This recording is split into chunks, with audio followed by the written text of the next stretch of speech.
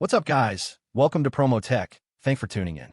The Galaxy S27 Ultra is already generating hype because of the usual camera and performance rumors. But the real story is happening underneath the surface. Samsung appears to be quietly reshaping its entire flagship strategy, changing how features are distributed, how chips are selected, and even how privacy works on a smartphone. These decisions could have a bigger impact on your daily experience than any megapixel upgrade ever could. Let's dive right into the video. For years, Samsung followed a very predictable formula. If you wanted the best features, you bought the Ultra. Everyone else got a slightly trimmed-down experience. But with the Galaxy S27 lineup, that strategy may be starting to change. One of the most surprising leaks isn't actually about the S27 Ultra at all.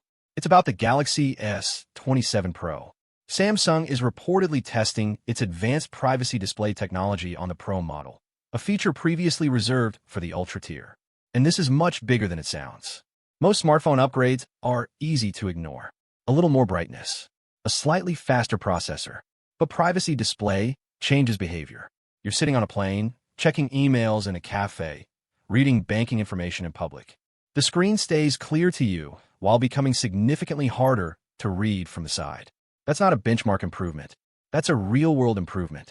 What's even more interesting is Samsung's implementation. Unlike traditional privacy screen protectors that permanently affect viewing angles, Samsung's solution is built into the software and hardware experience. Reports suggest users may be able to activate it for specific apps and notifications. That's the kind of smart customization Samsung has been moving toward recently. And here's the uncomfortable truth. If the S27 Pro gets ultra-level privacy features while remaining smaller and lighter, a lot of users may start questioning whether they need the Ultra at all. That brings us to the second hidden change. The regular Galaxy S27 may actually be receiving fewer visible upgrades than expected. On paper, that sounds disappointing. Supply chain reports aren't showing major display changes or significant camera hardware developments. Normally, that would be a red flag. But Samsung's timing here feels deliberate. Instead of chasing yearly hardware changes for the sake of marketing slides, Samsung may be shifting toward refining experiences while concentrating breakthrough features higher in the lineup. It's similar to what we've seen happen in laptops and tablets over the last few years. The base model becomes mature, while innovation becomes more targeted. And before we go further, a quick shout out to Walverse. One thing I always appreciate is having a place where leaks, certifications, and early reports are collected before they become mainstream headlines. A lot of the details we're discussing today started as small signals that most people overlooked. That's usually where the most interesting stories begin. Now the third change might be the most important one of all.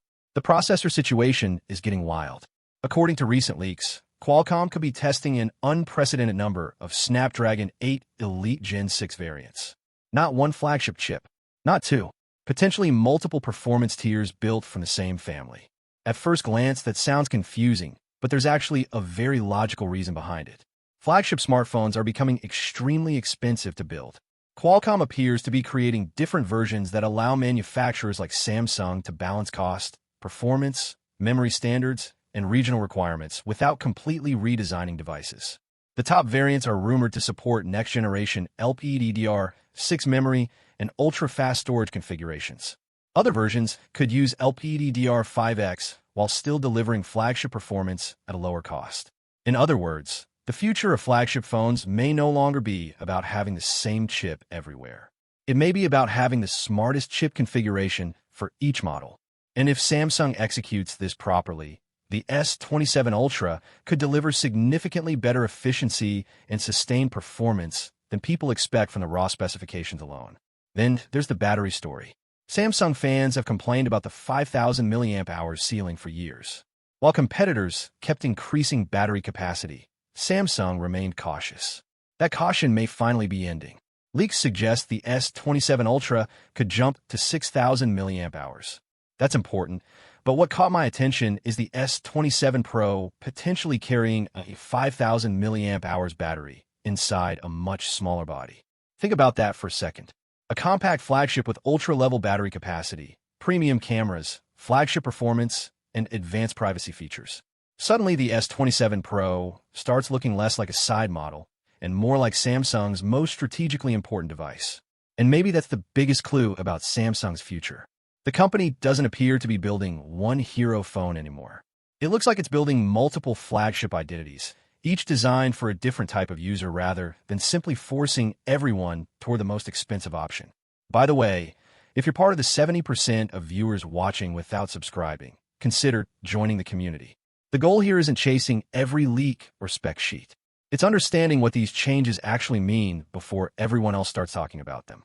Because if Samsung is willing to give the Pro model Ultra-level features today, what happens when cameras, batteries, AI tools, and display technologies stop being exclusive tomorrow? And if the S27 Ultra becomes less about having everything and more about having the absolute best version of everything, where does that leave the rest of the Galaxy lineup in 2028? Take care and stay safe. I'll see you in the next one soon. Cheers. Bye-bye.